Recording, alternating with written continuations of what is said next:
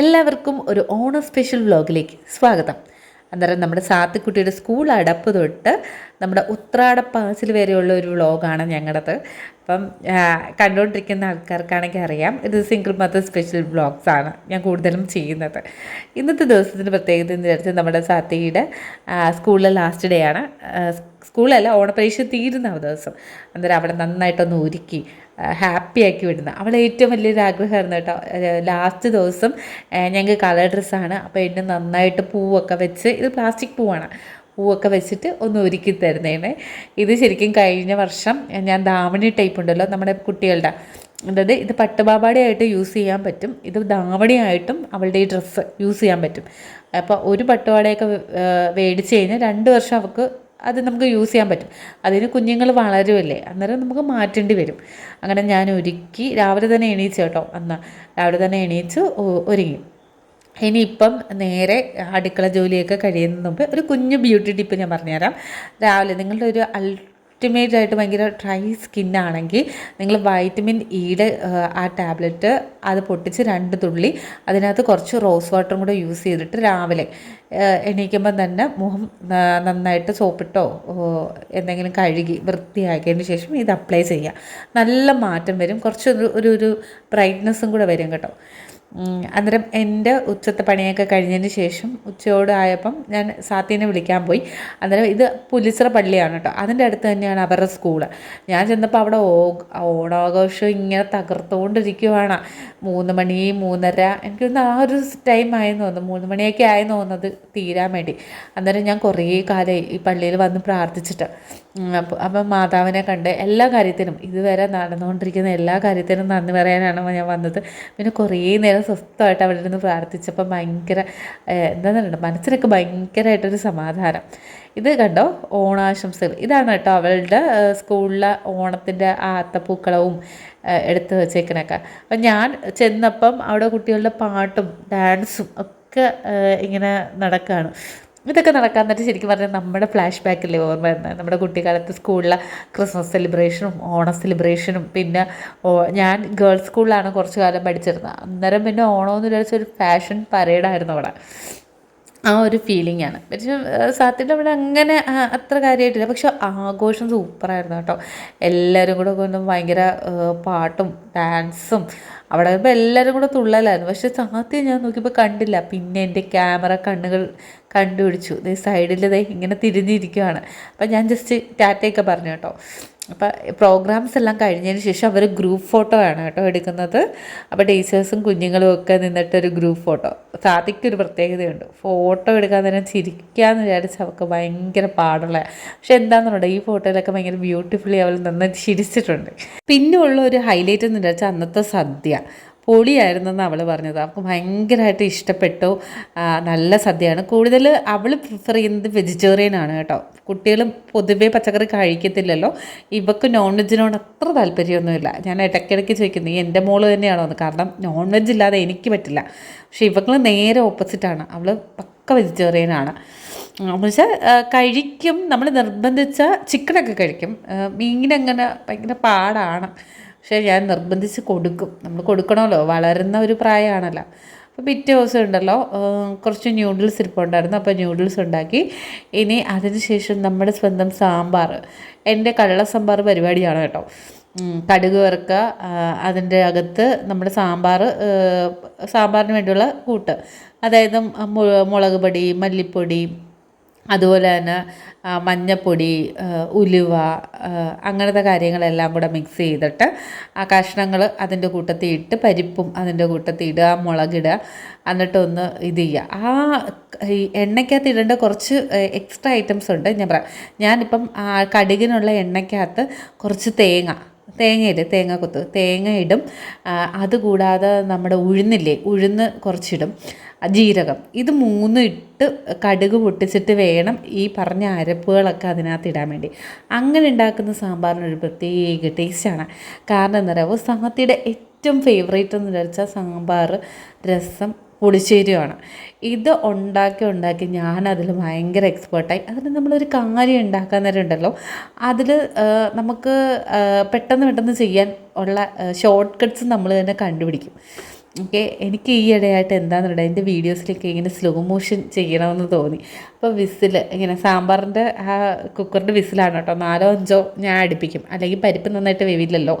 അങ്ങനെ അത് ഇങ്ങനെ ആ പാറി പറക്കുന്നതൊക്കെ കാണാൻ നേരം എന്താണെന്ന് അറിഞ്ഞൂടാ, വല്ലാത്തൊരു സന്തോഷവും ഭയങ്കര ഒരു പോസിറ്റീവ് മൂഡാണ് കേട്ടോ.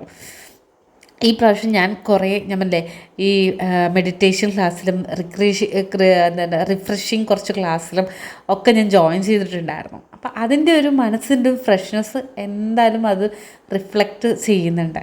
പിന്നെ ഞാൻ ആലോചിച്ചു, നമ്മുടെ വയനാട്ടിലൊക്കെ ഓരോ സംഭവങ്ങളൊക്കെ നടന്നിട്ടില്ലേ, അപ്പം നമ്മൾ എത്ര എക്സ്പെക്റ്റ് ചെയ്യുന്ന കണക്കായിരിക്കില്ലല്ലോ മുന്നോട്ടുള്ള നമ്മുടെ ജീവിതം എന്തായി മാറുമെന്ന്. അപ്പം ഇന്നത്തെ ദിവസം നമ്മൾ മാക്സിമം എൻജോയ് ചെയ്യുക, നാളത്തെ കാര്യം പിന്നെ അതിന് അങ്ങനെ ഇപ്പം വിശ്വസിക്കാൻ വേറൊരു ഇതും കൂടെ ഉണ്ട് കേട്ടോ. ഈ ഇടയായിട്ട് ഞാൻ കുറേ ആൾക്കാരുടെ മരണ വാർത്ത അറിയുന്നത്, എല്ലാം ഒരു 45 എബോവ് ഒന്നും ഇല്ല, എല്ലാം 40ക്ക് അകത്തുള്ള.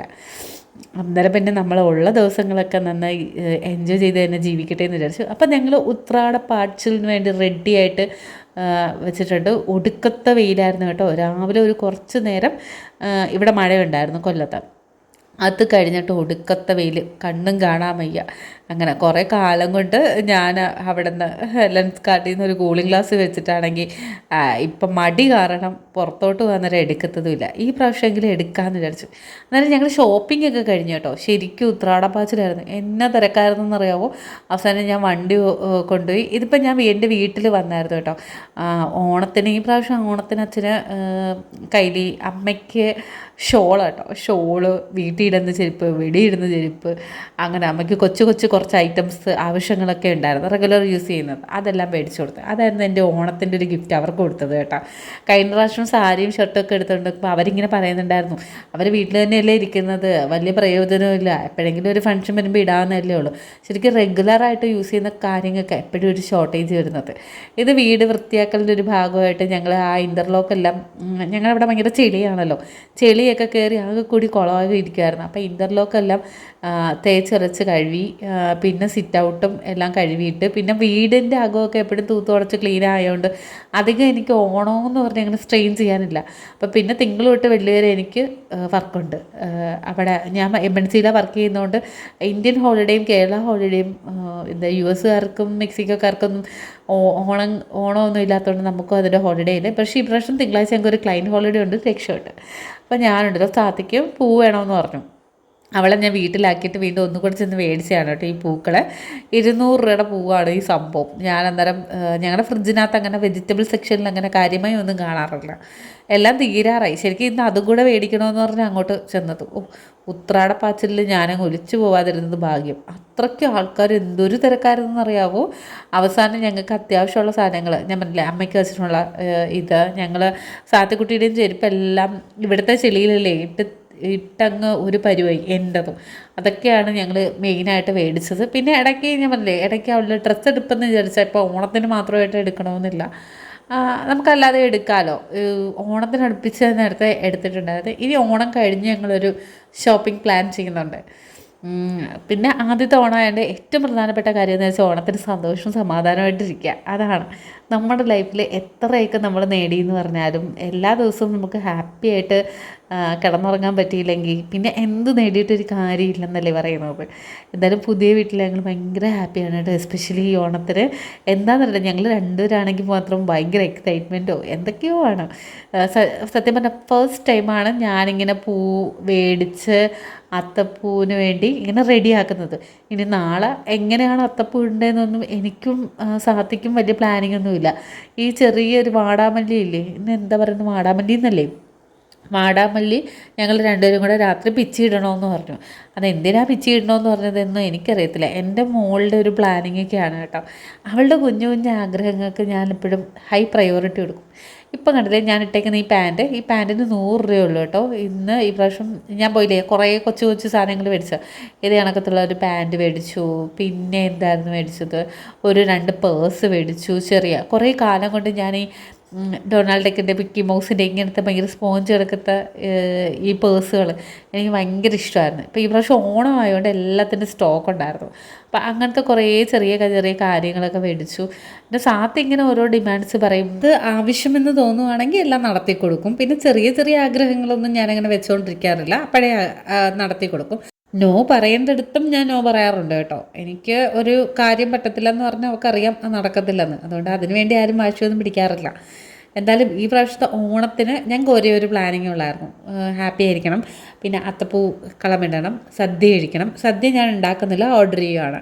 അപ്പോൾ കുറേ ആൾക്കാർ ചോദിച്ചു വീട്ടിൽ തന്നെ ഉണ്ടാക്കിക്കൂടെ എന്ന്. സത്യം പറയാലോ, വെജിറ്റേറിയൻ എന്ന് വെച്ചാൽ എനിക്ക് തീരെ താല്പര്യമില്ലാത്ത കാര്യമാണ്. എനിക്ക് നല്ല നോൺ വെജ് വേണം കഴിക്കാൻ.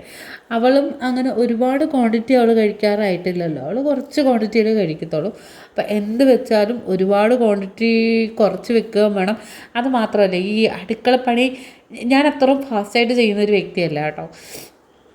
എനിക്ക് സമയം പോകും. അന്നേരം നമ്മുടെ ഓണത്തിൻ്റെ തന്നെ ഒരു പകുതി സമയം നമ്മൾ അടുക്കളയിൽ സ്പെൻഡ് ചെയ്യുകയാണെങ്കിൽ അതെനിക്ക് അത്ര ഇഷ്ടമല്ല. അല്ലെങ്കിൽ പിന്നെ നേരം വെളുക്കുന്ന മുമ്പ് എണീച്ച് അത് ചെയ്യണം. എൻ്റെ ഒരു ഞാൻ നൈറ്റ് ഷിഫ്റ്റ് വർക്ക് ചെയ്യുന്നതുകൊണ്ട് എൻ്റെ ഒരു ഉറക്കം ഒരു 2 മണി വരെ, നമ്മൾ ശനി ഞായർ ആണെങ്കിൽ പോലും എനിക്ക് ആ ഒരു സമയമാവാതെ എനിക്ക് ഉറക്കം വരത്തില്ല. ആ ഒരു രീതി ആയതുകൊണ്ട് ഇപ്പോൾ രാവിലെ എണീച്ച് ജോലി ഒതുക്കുന്നത് അത്ര പ്രാക്ടിക്കബിൾ അല്ല. പിന്നെ എൻ്റെ കൊച്ച് പറഞ്ഞേക്കുന്നത് ഒരു 12-13 കൂട്ടം കൂടി കണ്ടിട്ട് സദ്യ വേണമെന്ന്. അതെന്തായാലും എന്നെക്കൊണ്ട് ഒറ്റയ്ക്ക് കൂടിയാൽ കൂടത്തില്ല. ഇതെന്താണെന്നറിയാമോ, ലാസ്റ്റ് ഞങ്ങൾ രണ്ടുപേരും തക്കാളി ഭയങ്കര ഫാൻസാണ് കേട്ടോ. തക്കാളി ഫാൻസ് ഇവൾക്ക് ഭയങ്കര ഇഷ്ടമാണ്. അപ്പോൾ ഒരെണ്ണേ ഉള്ളതുകൊണ്ട് ഞാൻ ഹാഫ് കടിച്ചിട്ട് അവൾക്ക് കൊടുത്തു കേട്ടോ. പിന്നെ അതിൽ നിന്ന് ഞാൻ കുറച്ച് ചോദിച്ച് റിക്വസ്റ്റ് ചെയ്ത് കുറച്ചും കൂടെ കഴിച്ചു കേട്ടോ. എന്താണെന്നോടാ, ഞങ്ങൾക്ക് രണ്ടുപേർക്കും ഇഷ്ടമുള്ളൊരു ഐറ്റമായിട്ട് ഈ ഐറ്റംസാണ് ഞങ്ങൾ ഉത്രാടപ്പാച്ചിലിൽ ചെന്ന് മേടിച്ചത്. പിന്നെ പൂ മേടിച്ചിട്ടുണ്ടായിരുന്നു. ഇതല്ലാതെ കുറച്ച് ഞാൻ പറഞ്ഞില്ലേ, പേഴ്സ്, എനിക്കിടുന്ന ഒരു പാൻറ്റ്, ഇതൊക്കെ വീട്ടിലിടുന്ന ചെരുപ്പുകളാണ് കേട്ടോ. ഇതൊക്കെ മേടിച്ചത്. ആ ഷോള്, പിന്നെ ഒരെണ്ണം ബെഡ്ഷീറ്റാണ്. ഇത് എൻ്റെ അമ്മയ്ക്ക് ഞാൻ കഴിഞ്ഞ വർഷം അല്ലെങ്കിൽ എപ്പോഴോ ഞാൻ മേടിച്ചു കൊടുത്തതാണ്. ഞാൻ ഇന്ന് വീട്ടിൽ ചെന്നപ്പം അതേ കണക്ക് തന്നെ ഇരിക്കുക, അമ്മ ഉപയോഗിച്ചിട്ടില്ല. ഈ വർഷവും ഞാൻ ഇതേ കണക്ക് വീട്ടിലിടാനുള്ള ചെരുപ്പും വെളിയിടാനുള്ള ചെരുപ്പും അതും ഇതും ഒക്കെ ഞാൻ മേടിച്ചു കൊടുക്കും. പക്ഷെ എല്ലാ അമ്മയുണ്ടല്ലോ ഒന്നും ഉപയോഗിക്കാതെ ഇങ്ങനെ വെച്ചേക്കും. പിന്നെ ഞാൻ തന്നെ കൊണ്ടുവന്ന് ഉപയോഗിക്കണം. ഇത് നാളത്തെ നമ്മുടെ തിരുവോണത്തിൻ്റെ എൻ്റെ കോസ്റ്റ്യൂംസാണ് കേട്ടോ. ഇത് അമ്മയാണ് എനിക്ക് ഈ സെറ്റും കൊണ്ട് തന്നത്. അമ്മയ്ക്കൊരു ഗിഫ്റ്റ് കിട്ടിയതാണ്. പിന്നെ അമ്മയ്ക്ക് സാരിയോടാണ് താല്പര്യം. അപ്പോൾ ഓഫീസിലും സെലിബ്രേഷന് പോകാൻ വേണ്ടി ഞാൻ പുതിയൊരു സാരി എടുത്തിരുന്നു. അത് അമ്മയ്ക്ക് ഒരുപാട് ഇഷ്ടപ്പെട്ടോടെ ഞാൻ അപ്പോഴേ അങ്ങ് കൊടുത്തു, എനിക്ക് വേണ്ടെന്ന് പറഞ്ഞിട്ട്. ഇത് ഈ പ്രാവശ്യം മേടിച്ചൊരു കമ്മലാണ് കേട്ടോ, ജിമിക്കി കമ്മൽ. അവിടെ ദേവിയുടെ പടമുള്ള ജിമിക്കി കമ്മൽ. ഇത് ഓഫീസിൽ സെലിബ്രേഷന് വേണ്ടി മേടിച്ചതിന്. പക്ഷേ എന്താണെന്നുള്ളത് അവിടെ ചെന്നപ്പോൾ എനിക്കിതൊന്നും ഇടാനൊരു മൂഡില്ലായിരുന്നു. അതുകൊണ്ട് ഞാൻ തിരുവോണത്തിനൊന്നും ഇടാമെന്ന് വിചാരിച്ചു. ഇതും ആ ഒരു ചെയിനും നല്ല രസമുണ്ട് കേട്ടോ. ഇത് നമുക്ക് ഏതിൻ്റെ കൂടെ വേണമെങ്കിലും ഇടാം. അതുപോലെ ഈ ചെയിൻ ഞാൻ കുറേ കാലത്തിന് മുമ്പേ ഞാൻ മേടിച്ചതാണ് ഈ ചെയിൻ. അപ്പോൾ ഇങ്ങനത്തെ ട്രഡീഷണൽ വിയറിങ്സ് ഒക്കെ ഇടുമ്പോഴല്ലേ നമുക്ക് ഇങ്ങനത്തെ അടിപൊളി ചെയിൻസൊക്കെ ഇടാൻ വേണ്ടി പറ്റത്തുള്ളൂ. ഇത് മറ്റുള്ള റോൾഡ് ഗോൾഡില്ലേ, 6 months ഗ്യാരണ്ടിയുള്ള ആ ഒരു മാലയാണ്. കാണാനും നല്ല രസമായിട്ട്. ഞാൻ നാളെ ഒരുങ്ങിയിട്ട് ഞാൻ വീഡിയോ എടുക്കാം. ഇത് ശരിക്കും പറഞ്ഞാൽ ആ കമ്മലിന് സ്യൂട്ട് ചെയ്യുന്നൊരു വളയാണ്. ഇതൊക്കെ ഞാൻ നേരത്തെ മേടിച്ച് വെച്ചായിരുന്നു കേട്ടോ. ഈ ബ്ലൗസ് എന്ന് വിചാരിച്ചാൽ ഓഫീസിലെ ഓണ സെലിബ്രേഷന് വേണ്ടി തയ്പ്പിച്ചതാണ്. അപ്പം ഇത്രയാണ് എൻ്റെ ഓണത്തിൻ്റെ ഒരുക്കങ്ങൾ. അന്നേരം ഒരിക്കൽ കൂടി എല്ലാവർക്കും എൻ്റെ ഹൃദയം നിറഞ്ഞ ഓണാശംസകൾ. അപ്പോൾ എല്ലാവരും അടിച്ചു പൊളിക്കുക.